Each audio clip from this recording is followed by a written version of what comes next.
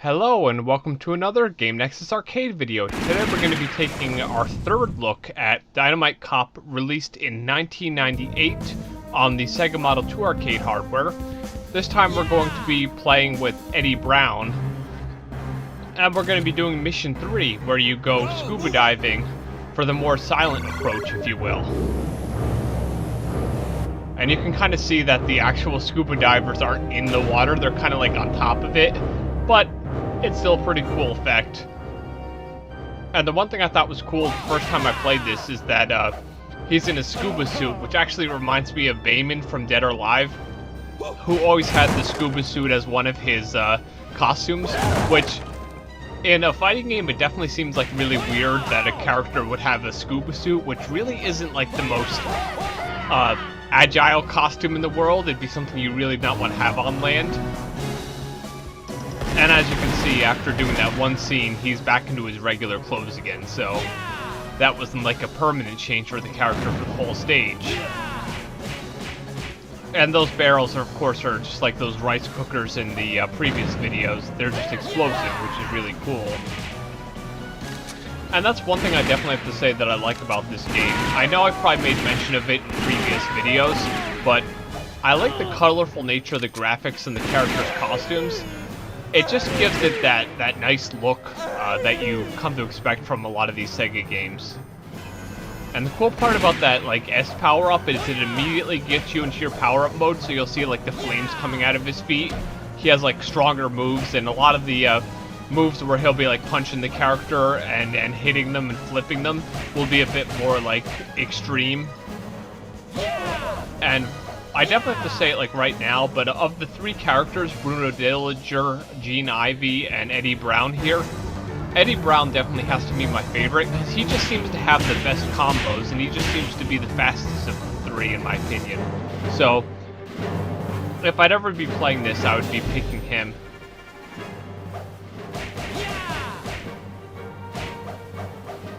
And now here's the infamous scene with the fire that burns you all the time, where you have to be careful as it's coming up the trails.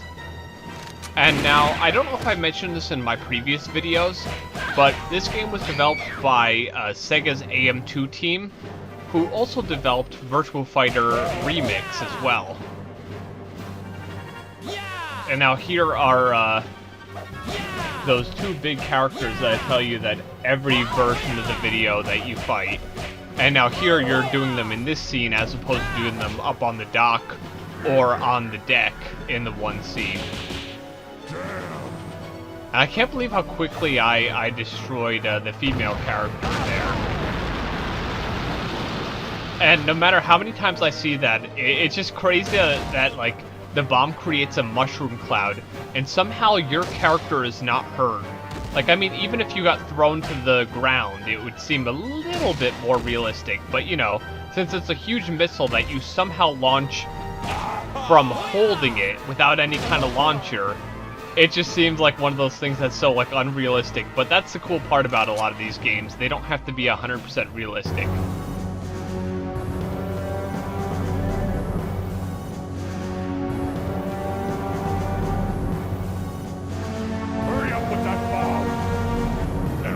That girl!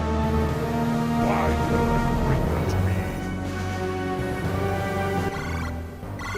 me? And now that's one thing I actually think is pretty cool, is that every time you end up playing a different mission, the girl will actually be hiding in a different way, and some of the story scenes will actually be slightly different. So you have 3 different missions, and it kind of keeps the game feeling new, so you want to see like what happens in Mission 1 as opposed to Mission 2 or 3, and how the events transpire differently. But now that I'm thinking about it, it kind of reminds me a bit of Way of the Samurai, where how different things happen can change with a different playthrough. But of course, as opposed to that game where your actions change the actual outcome. In this, it's just what mission you pick changes, like, what scenes you'll end up in. Like, in this scene, we're in the weight room, whereas in the other one, we would have been in the arcade. And the cool part is that exercise bike was kind of like the Blast City arcade cabinet, where it had an explosion, but unfortunately I threw it well past the guys who could have been hurt by it. And then there's that same creepy towel guy from the bathroom scene in one of the other videos. And of course, here comes one of those enemies that has the permaguns on his hands, so no matter how much you beat him up, he will not lose those guns. And that's one thing you definitely have to remember. If an enemy gets onto you and starts beating you up, make sure you start mashing the attack buttons, so you'll actually turn the tables and start beating them up. And that's one thing I like about a lot of these beat-em-up games, is even though you think to yourself that these weapons are just for you as the character, that the enemies can actually pick them up and start fighting you with the weapons. And there was one of those crazy wolf-looking guys. And now here's that same scene that's in all of the episodes, just slightly different. And now here's that same thing I was mentioning in one of the other videos with the apples, that you're throwing rice balls at the person, as opposed to, like, something that's really lethal. But I guess it's one of those... Actually, this one, they are actually buns, not rice balls, not apples. But, yeah, as I said in the other video, it'd just be funny for the henchman to describe to the bad guy that, like, this... like, food item was thrown at him, and that caused them to have problems, and that caused them to die. And now, just like in a lot of the playthroughs, these two enemies have the perma swords, if you will, that never will go off their bodies, no matter how many times you knock them down. And I definitely have to say, like, regardless of anything, the actual little axe there is a really good weapon, because most of the characters, when you use the punch attack, will kind of do that, like, really quick, like, thrusting of the axe, which is very effective, especially when you have these enemies with, like, weapons that could possibly hurt you a lot. It really depends on the situation, but the, like, swinging it back and forth like that, like you do with the kick button, it can be pretty effective for clearing larger enemies, but it's not as effective as the quick chopping.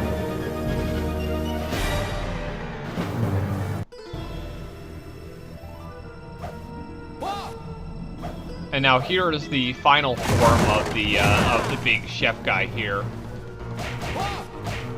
And no matter what you actually, which version of the playthrough you do, there's always the grenades in the refrigerator there. So always make sure you beat up the refrigerator so you can grab the grenades. And that'll help you a little bit in this battle, but when you throw one, try to get away from him, because he'll do that kind of crazy rolling thing, and that will cause you to drop them. And then it makes it a little easier, a little harder to grab them. And then the cool part is the bottom of the fridge, of course, explodes as well. Now, I probably mentioned this in the other videos, but this was released on all 3 revisions of the Model 2 hardware. Well, after the original, aptly named Model 2 hardware. This got released on Model 2A, B, and C. Of course, what we're taking a look at here is the version that's running on the Model 2B hardware. From what I understand, all 3 versions of this game pretty much look identical. Even though with, like, especially the B and C, there's a little bit of different hardware there. Kind of like how some of the other hardware that has been made, which had various revisions where there was more than one board and they just kind of combined it into one. I know I probably mentioned this in the other videos, but the difference between Model 2A and Model 2B is that... Haven't you found her yet? Never mind. It's time.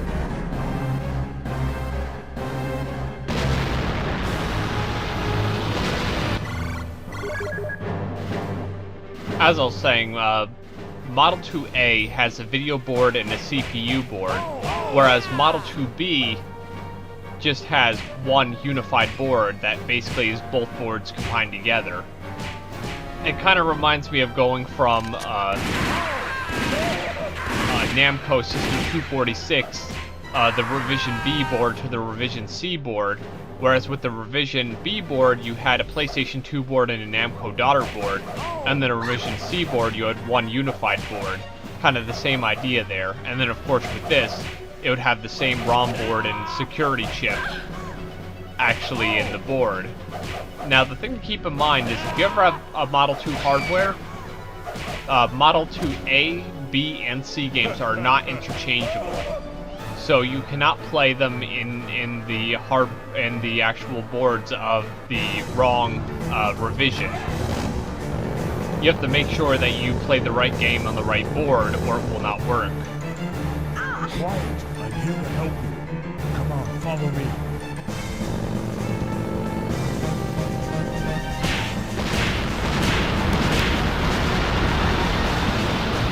So, like, one of the for instances here that I will use is Virtua Fighter 2 only was released for Model 2 Egg. So you can't just take a Virtua Fighter 2 ROM board and security chip and put it into a Model 2B board, as that will not work because the game was made to work on the two-boarded Model 2A. And when I say two-boarded, it's not like there are all these boards all sitting next to each other. It's like a lot of the arcade board sets where they're just stacked, and they have like the screws going into them, and then the ROM board sits on top. And on this board, of course, you just have one board with the ROM board sitting on top, which you saw in my video where I switched out the Fighting Vipers game board with Dynamite Cop here. And if I were to do the same thing with Virtua Fighter 2, and I were to put a different game in that, you'd just see that when I pulled the board out of the enclosure, it would be a two boards sandwiched together as opposed to just one. This way.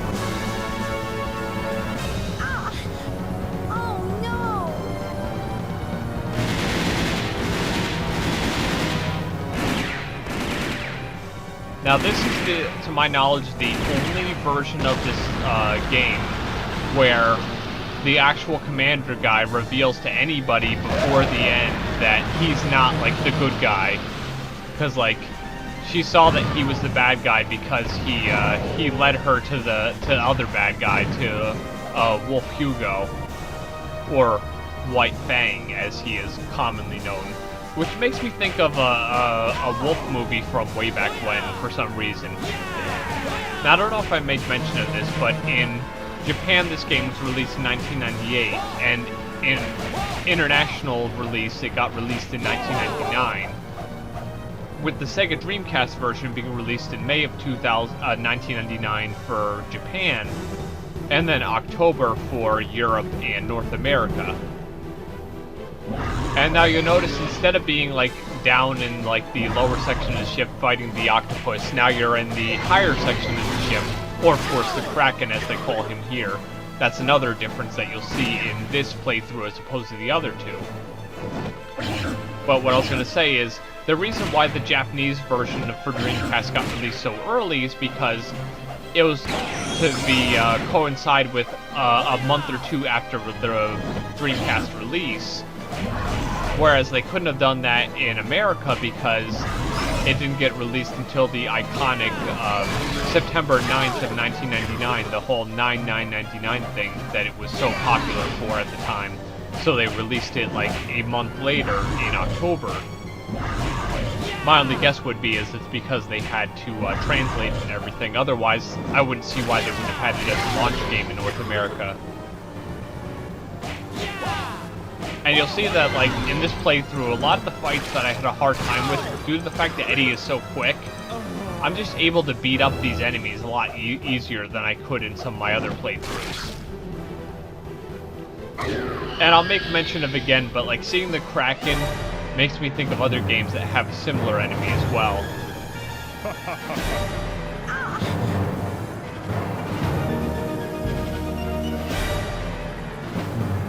And now, as opposed to the Mission 2, where you do not go on the island, this one you actually do go on the island via some helicopters here.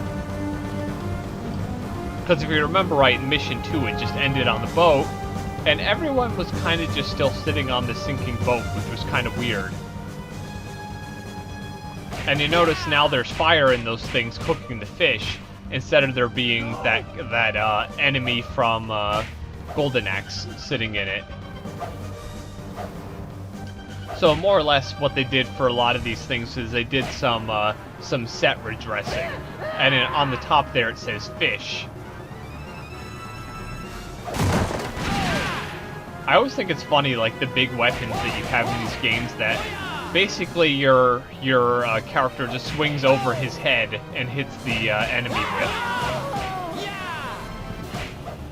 Although it would be kind of a cool touch if you were standing on, like, the cooker thing, your character would, like, lose health slowly because, like, you're getting heated.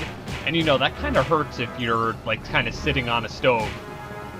And that's one thing that I really like, is the ability to pick up the enemies and hit the other enemies with the enemies. And as I mentioned in one of my previous videos, if you knock one of the characters down, you'll notice by their feet, the little square that indicates you can pick them up will show up. And then it'll have their name as the weapon, and you pick them up and you can then hit people with them.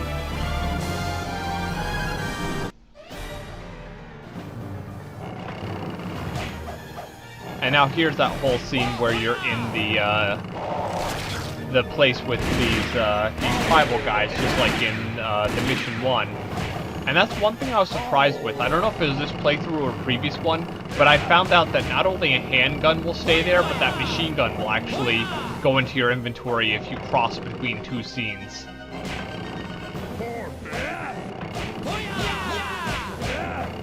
And I know I've made mention of it numerous times, but I just find it funny, like, no matter who it is, if they hit you a certain way, the character will go, poor baby. So, like, he's this tribal guy, and he's just like in a regular English voice, he's going, poor baby. You would expect him to have, like, an accent, or, you know, not speak English, because I've seen a lot of videos like on various documentaries where they speak like one of those languages with like all the clicks and everything in it, and you know they don't go, oh hey, I'm this guy and I live on an island somewhere.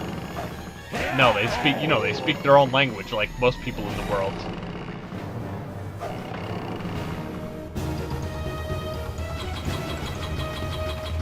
And now here's that same slot machine from the other Mission 1. Whereas in Mission 2, the slot machine, if you remember, was in the casino room on the ship, which was actually pretty cool. These crazy guys with the crabs on their back. And that's another thing I like about a lot of the beat-em-ups, especially the Sega ones. All the characters are always really cool looking, and they always have like a nice theme to them.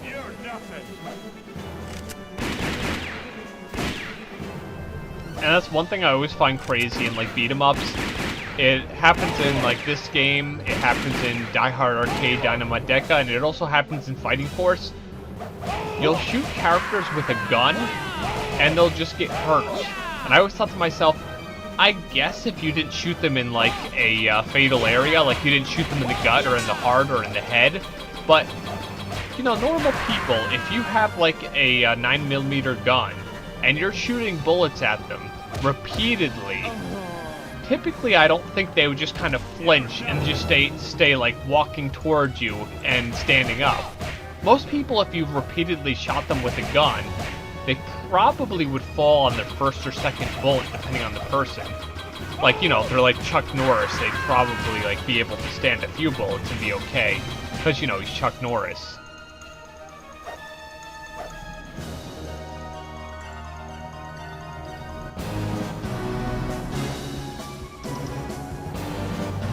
And now, of course, your character doesn't know about the captain being a bad guy. Only the girl knows it, because she was captured by him. And I just find that cool that even if you were to fail, at least it tells you what input got registered in the game. So, like, let's say if I press left instead of right, I would know that I pressed left, and it was asking for right. So I wouldn't be like, but I did that. Why didn't it do it? I'd be like, oh, because I did the wrong direction. And now one thing I will actually confess, this is the second playthrough of this mission I actually did.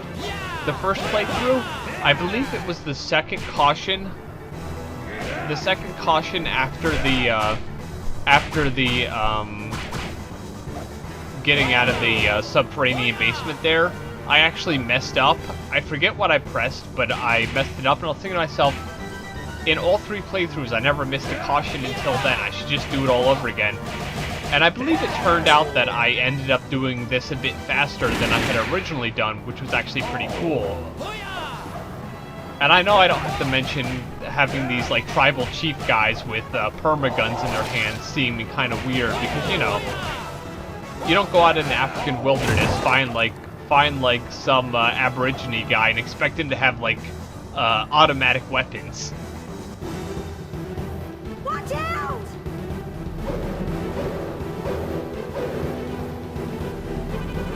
Stupid fools! Your captain is long dead. He's fish bait by now. And of course, as you've seen with these 3 playthroughs that I've done, no matter what mission you choose, he always says that exact same line. You stupid fools, your captain is long dead by now. And I always find that funny no matter what character it is. If you hit them the right way, it gets the nut shot, and they do that like, oh. And of course, I don't have to make mention of this, but whenever I see any character with a beret on, I always think of Delta Red and Cammy, because that's just one of the iconic characters that I always see with the beret. And like, if you remember Super Street Fighter 2 at the end, you actually see part of the Delta Red team.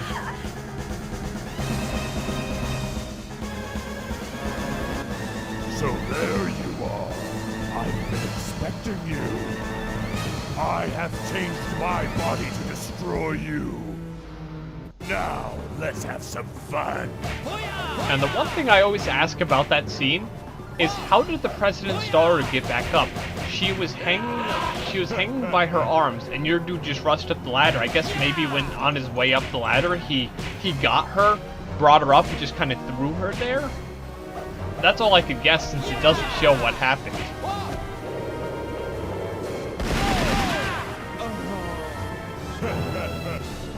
And that's one thing you have to be very careful of in any of the fights with this guy, is that when he's about to do the bullet thing, you have to press the jump button and the directions buttons. And your character will kind of do this, like, strafe thing, which most of the time it works, but not all the time, unfortunately. Sometimes, like, you'll strafe, like, forward or back, and you'll still be in his line of fire. You'll see I just did it right there. And one thing you have to be careful of is if you try to do crazy combos on this guy, he'll just do that, like, thing where he twirls around and shoots you again. And another time that will happen a lot is when you're just trying to shoot him with your handgun, he'll go ahead and do that. And always dodge that beam of light that comes out of his head. That's the thing that creates that, like, nuclear blast. Just as you saw right there.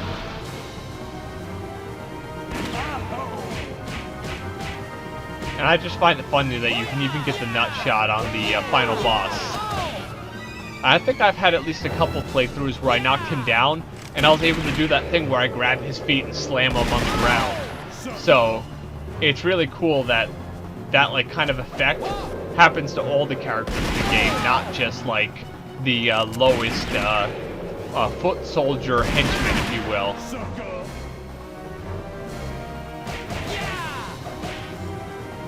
And one thing I really wish they would do at this point, which at the point of recording this in December of 2015, there hasn't been more than 3 Dynamite Deca games, which of course would be Dynamite Deca Die Hard Arcade, Dynamite Deca 2 Dynamite Cop, which we're looking at right now, and of course Dynamite Deca EX Asian Dynamite, only released on Sega Naomi.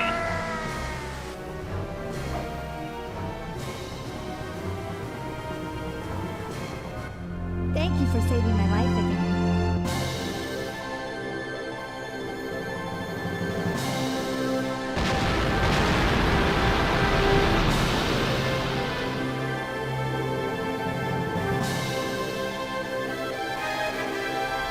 I like when it shows the explosion, it like shows a close-up on his body and makes sure you know that like, yeah, it blew up the bad guy, so everything is okay now.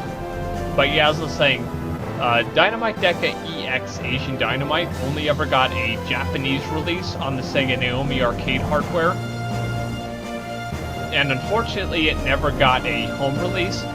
But Dynamite Deca EX kind of is like a remix of this game. It more or less uses the same levels and geography. It's just all the textures and a lot of the graphics are changed. And from what I understand, it is based off of the Sega Dreamcast version of this game. They just more or less remixed everything. And instead of just having that power-up system, you have a bit of a different like costume change thing, which is actually pretty cool. But yeah, Dynamite Cop is an awesome game. I'd highly recommend it to anybody who likes beat-em-ups. And this has been another Game Nexus arcade video, and I shall see you later. Bye.